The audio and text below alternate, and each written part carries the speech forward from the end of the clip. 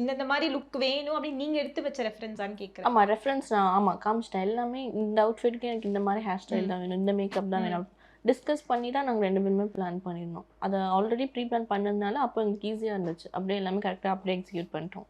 Okay. ஏன்னா அவங்களுக்குமே I think ரொம்ப ஒரு எப்படி சொல்றது, ரொம்ப சந்தோஷப்பட்டு சொன்னாங்க அந்த வெட்டிங்ல நான் ஒரு பார்ட்டா இருக்குதுன்னு. அண்ட் நீங்க பர்டிகுலரா வந்து இங்க இருந்து ஜியா மேக்கப் ஆர்டிஸ்ட் தான் கூட்டு போகணும்னு நினைச்சது காரணம்? எனக்கு அவங்க ரொம்ப கம்ஃபர்ட் கொடுத்தாங்க. அந்த பூ வச்சதுலேருந்து எனக்கு ரொம்ப பிடிச்சிருந்துச்சு. ஸோ அதனால கண்டிப்பாக இவங்க தான் வேணும்னு நான் ரொம்ப அட்மெண்ட்டாக இருந்தேன்.